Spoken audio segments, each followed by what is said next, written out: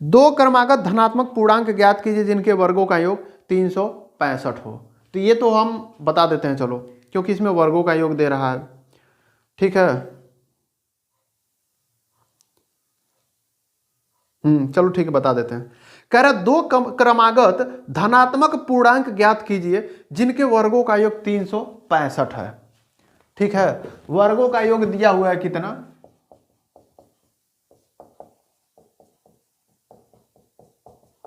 365। अब कह रहा है दो ठो क्रमागत संख्याएं हैं। क्रमागत का मतलब का एक के बाद से जस्ट उसके बाद वाला, यानी कि पहली संख्या यदि 5 है तो दूसरी संख्या 6 हो, पहली संख्या 50 है तो दूसरी संख्या 51 हो। लेकिन हमें पहली संख्या क्या है यही नहीं पता है, हमको खाली इतना कह दिया है कि दो क्रमागत संख्या, और बाद आप लगाते रहिए। अरे क्वेश्चनों वाले यार, हम क्या करेंगे, हम भी इनसे होशियार हैं। माना पहली संख्या बराबर यक्स, तो दूसरी संख्या क्या हो जाएगी, इसलिए दूसरी संख्या बराबर यक्स में 1 जोड़ दो तो क्रमागत अगली संख्या हो जाएगी। ठीक है, तो पहली संख्या यक्स है तो दूसरी संख्या क्या हो जाएगी, यक्स प्लस 1। अब क्या कह रहा है, शर्तानुसार कह रहा है क्या, दोनों का वर्गों का क्रमागत क्या कह रहा है, योग कह रहा है ना। हाँ, दोनों के वर्गों के योग कितना है, 365 है। तो यक्स का वर्ग कितना हो जाएगा, यक्स स्क्वायर, और यक्स प्लस 1 का वर्ग कितना हो जाएगा, यक्स प्लस 1 के होल स्क्वायर।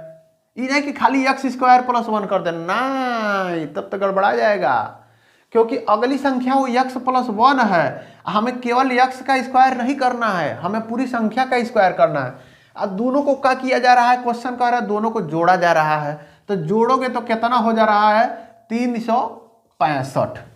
ठीक है, x square plus x plus 1 का होल स्क्वायर बराबर 365। ठीक है, अब क्या करना है, पहले तो है कोष्टक में है तो कोष्टक कोष्टक हटा के और फैला दो, तो क्या हो जाएगा, हाई यक्स स्क्वायर है कितना रहने दो, प्लस यक्स ए प्लस बी के होल स्क्वायर का सूत्र कल हम आपको बताए थे, याद कर लेना, और नहीं आएगा तो अलग अलग गुणा कर लेना, लेकिन हम कल बताए थे तो आज नहीं बताएंगे। तो क्या हो जाएगा, हम डायरेक्ट कर दे रहे हैं, यक्स स्क्वायर प्लस 1 और प्लस 2x। ठीक है, बराबर कितना हो गया, 365। हाई 1 का स्क्वायर होता है, लेकिन 1 का स्क्वायर लिखो चाहे न लिखो क्या फर्क पड़ता है, 1 पे कितनों घात लिख दो वो रहेगा तो 1 के, जैसे नहीं होता है, चाहे भैंसी के आगे कितनों बीन बजा लो, भैंसी को कितना पढ़ा लिखा लो, क्या करेगी, खाएगी छटिए, उसका एक के काम है। ठीक है, तो 1 के ऊपर कितनों घात बढ़ा लो वो 1 ही रहेगा, वो बदलेगा नहीं, थेथर होता है एकदम ही, समझ लो क्या बताया जाए। तो क्या हो गया, एगो यक्स स्क्वायर है दूसरा का यक्स स्क्वायर, तो कितना हो गया, 2 गो यक्स स्क्वायर, अब प्लस है के 2x को हम पहले लिख ले रहे हैं, 2x अब प्लस 1 बराबर 365। ठीक है, अब क्या करना है, अब फिर से 365 को हेन्ने कर लो तो क्या हो जाएगा, 2x square plus 2x plus 1 अब माइनस 365 बराबर 0। तो क्या बचा, 2x स्क्वायर प्लस 2x अब प्लस 365 में से 1 जाए, प्लस नहीं होगा माइनस हो जाएगा, माइनस 364 बराबर 0। अब फिर से बड़ा बड़ा संख्या आ गया यार, अब 2 को फिर से कैसे तोड़ा जाए, तो वही गुणनखंड कर लो। तो क्या होगा, किसका गुणनखंड कर लो, पहले 364 गुणे 2 करो। ठीक है, तो 364 गुणे 2 करोगे तो कितना हो जाएगा, 4 दूनी 8 और 6 दूनी 12 और 3 दूनी 6 1 728। अब एक गुणनखंड करो, गुणनखंड कितना होगा, 2 से काटो, 2 3 6 और 2 6 के 12 और 2 चौको 8, फिर 2 से काटो कितना हो जाएगा, 2 1 2 2 8 16 2 दूनी 4, 2 से काटो 9 1, फिर से क्या हो जाएगा 7 और 13। ठीक है, यही हो जाएगा ना। अब देखो, अब ऐसा करना है कि ऐसे संख्या को उसको कॉम्बिनेशन लेना है कि देखो हाई प्लस में है माइनस में है, तो जो गुणवा किया जाएगा वो क्या होगा, वो माइनस और प्लस का कॉम्बिनेशन होगा। तो माइनस और प्लस का कॉम्बिनेशन कैसे हो सकता है? जब एक ठो बड़ा हो एक ठो छोटा हो, ठीक है। तो देखो आज जोड़ने पे कितना आना चाहिए? 2 आना चाहिए, यानी कि ऐसा कॉम्बिनेशन लो कि दोनों के बीच में अंतर क्या हो? 2 का हो। तो देखो कौन कौन सा लेते हैं यार। 7 दूनी 14 दूनी 28 और 13 दूनी 26 मिल गया। देखो हेकर एगो बना लो, 7 दूनी 14 दूनी 28 और 13 का और हेकर एगो बना लो कॉम्बिनेशन, ठीक है। तो 26 और कितना 28 दो को कॉम्बिनेशन मिल गया। तो क्या हो जाएगा 2x स्क्वायर अब प्लस पहले का होगा बड़का वाला 28 होगा, ठीक है। 28x अब माइनस 26x माइनस 364 बराबर 0। अभी बताओ भाई माइनस काहे लिखे हैं? क्योंकि हमें ऐसा करना ना कि इनको जोड़ने पे प्लस 2x आए। तो 26x में से 28x में से 26x घटाओगे तो कितना होगा? इसीलिए अब इसमें कॉमन लो, क्या कॉमन होगा? हमें देखो 2x कॉमन हो सकता है, इसमें भी 2 से कट सकेगा, हियो कट जाएगा। तो क्या हो जाएगा 2x कॉमन ले लो, x प्लस 14 हो गया। हमें माइनस कॉमन लोगे क्या? 26 केवल कॉमन होगा, x नहीं होगा। तो क्या बचेगा अंदर? x plus 14। देखो इसमें 26 से भाग दोगे तो 14 ही ना बचेगा, करके देख लो। अब बराबर 0, ठीक है। अब क्या करेंगे? 2 को कोष्टक मिल गया, तो कोष्टक वाले को पहले वाले कोष्टक में x प्लस 14 आज जो 12वां है सब उसको दूसर का कोष्टक में 2x माइनस 26 बराबर कितना? 0। अब फिर वही चीज केस 1,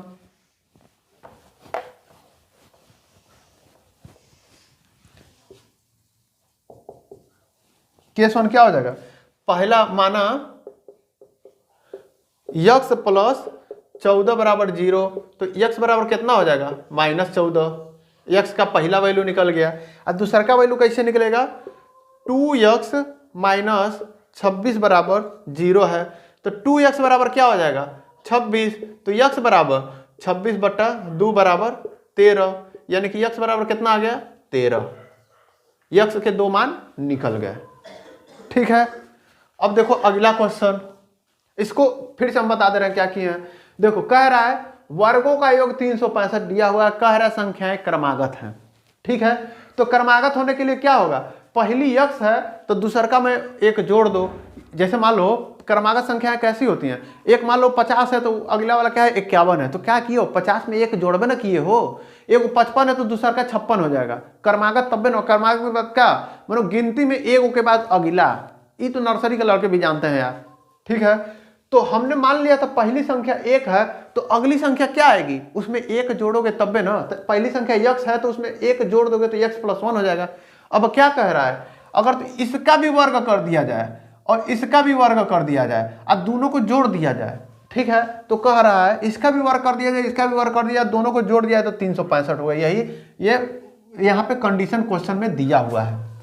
अब इसका पहले पूरा वो कर लो, इसका होल स्क्वायर कर लो, ठीक है। और बाद से क्या कर लो, इसको जोड़ घटाने करने के बाद से यहाँ पे तुम्हारा फाइनली एक ठो इक्वेशन बन गया, ये रहा, ठीक है। इस इक्वेशन को क्या करना है आगे? इसमें से ये इक्वेशन बना था, इसमें 2x को हम लोग तोड़े थे तो 28x 26x में हुआ था। फिर इसमें से दोनों में से कुछ कॉमन ले लो, ये दोनों में से कॉमन ले लो। कॉमन लेने के बाद से क्या बचा हमारा? x प्लस 14 और 2x माइनस 26, ये हमारा गुणनखंड हो गया। अब गुणनखंड करके क्या करो? x और x का 2 मान निकाल लो, बस यही था। इसको आप लोग मन करे तो स्क्रीनशॉट ले लीजिए और मन करे तो वीडियो रोक के एक बार लिख लीजिए, नहीं और उसके बाद से क्या करना है? अगर तो ना समझ में आए, समझ में आ गया तब तो बहुत बढ़िया, और ना समझ में आए तो वीडियो को एक बार दोबारा देख लो, सबसे आसान, ठीक है।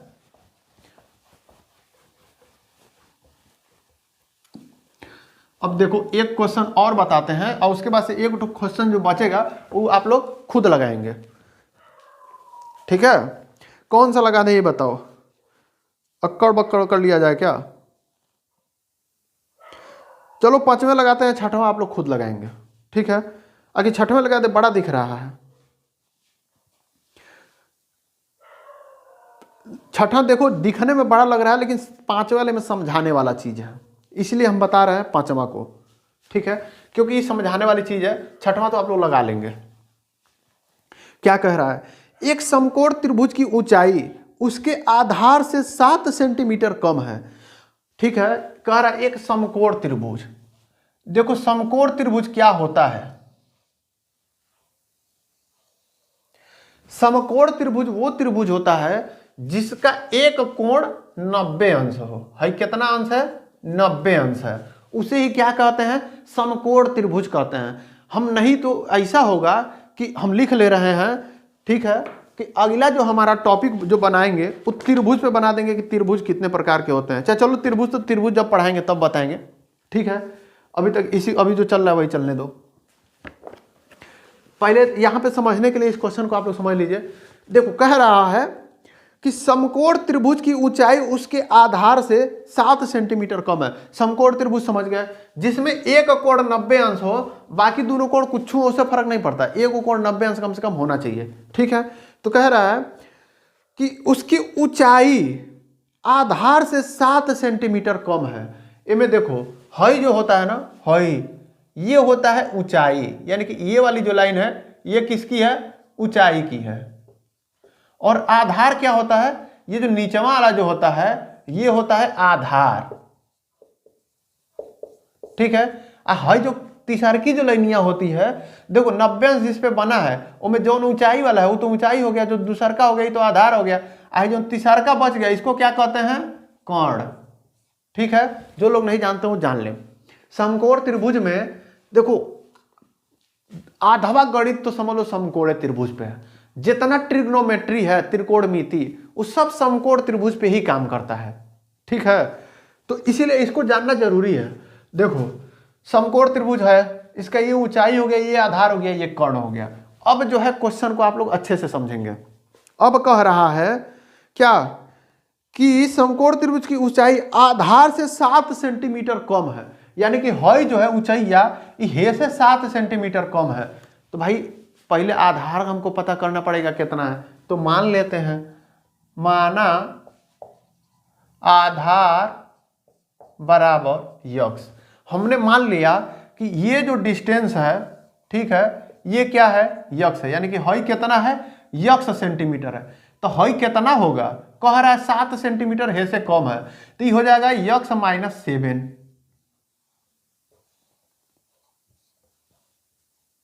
ठीक है, यानी हई क्या हो जाएगा? ये यक्स माइनस 7 हो जाएगा। क्यों? क्योंकि आधार यक्स है, इससे 7 सेंटीमीटर कम है, तो यक्स में से 7 घटा देंगे तो नहीं आ जाएगा। ठीक है, अब उसके बाद से क्या कह रहा है? यदि कोण 13 सेंटीमीटर का हो तो अन्य दो भुजाएं ज्ञात कीजिए। ठीक है, इसमें ही भैया दे रहे हैं, हई जो कोणवा है हई ये है 13 सेंटीमीटर। ठीक है, हमको ये कोण पता चल गया 13 सेंटीमीटर। अब कह रहा है हई हो बताओ, हई हो बताओ। देख रहे हो कितना कैसा आदमी है? एगो दे दिया, कह रहा है 2 गो बताओ। लेकिन कोई बात नहीं, यही तो मैथ है यार, मजा लेके पढ़ो। देखो यहां पे एक रोल में आता है का पाइथागोरस प्रमेय। एक लाइन आप लोग लिख लीजिए, पाइथागोरस प्रमेय क्या होता है, इसको आप लोग लिख लीजिएगा। चाहे यही क्वेश्चन में लगा लेते हैं, यही समझा देते हैं। पाइथागोरस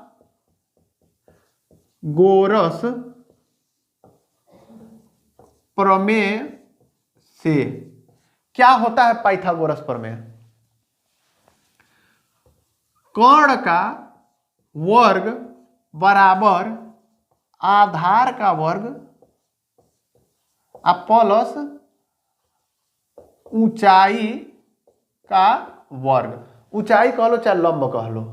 ठीक है, यानी कि अगर तो है जो कोण है 13 सेंटीमीटर है, इसका स्क्वायर कर दिया जाए तो किसके बराबर होगा?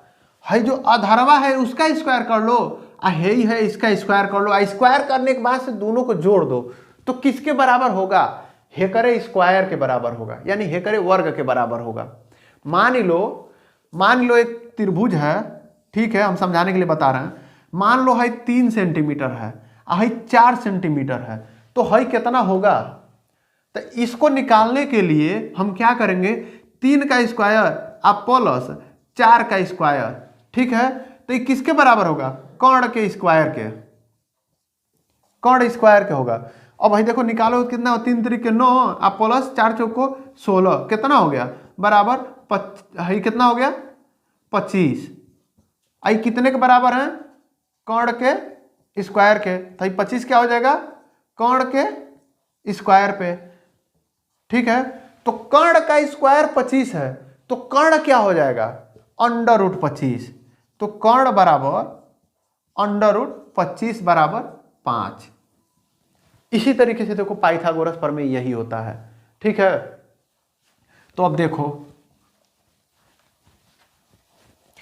अभी भैया जो दिए हुए हैं हमने मान लिया आधार x, तो यहां पे ऊंचाई भी लिख लो यार। ऊंचाई बराबर कितना हो गया था है बताए थे x-7। ठीक है, अब पाइथागोरस प्रमेय से कर्ण का स्क्वायर बराबर आधार का स्क्वायर प्लस ऊंचाई का स्क्वायर, ये तो समझ ही गए हो। ठीक है, तो कर्ण कितना दिया हुआ है 13, तो 13 का क्या करो स्क्वायर कर लो। अब बराबर आधार हमने कितना माना है x, तो उसका स्क्वायर करो। अब प्लस ऊंचाई कितना माना है x-7, यहू के स्क्वायर कर लो। ठीक है, हमने तीनों का स्क्वायर कर लिया। अब क्या होगा 13 × 13 कितना होता है 169। अब इनमें अंग्रेजी मीडियम वाला खास तौर पे दिल्ली वाले जो लोग होते हैं वो क्या कहेंगे 69 क्या होता है, हमको तो ऐसे नहीं करता 69 क्या होता है। देखे इतना खुश होके बोलेंगे ना कि अरे भैया अब क्या बताया जाए कि बहुत बड़े अंग्रेज हो गए। अरे भैया अंग्रेज हो ठीक है, कम से कम हिंदियों जानो। ठीक है, हिंदिया जान लोगे तो तुम्हारा अंग्रेजिया कम नहीं होगा, तो ये तुम्हारी कमी है अगर तो तुम्हें हिंदी नहीं आती है तो 13 का स्क्वायर कितना हो गया 169। यक्स का स्क्वायर है तो रहने दो, आप प्लस है के होल स्क्वायर कर लो, क्या हो जाएगा यक्स का स्क्वायर प्लस 7 का स्क्वायर माइनस 2 × 7 × यक्स बराबर नहीं। ठीक है, तो क्या हो गया 169 बराबर क्या हो गया यक्स स्क्वायर कितना हो गया 2x²। है क्या हो गया 7 दूनी 14 माइनस 14x।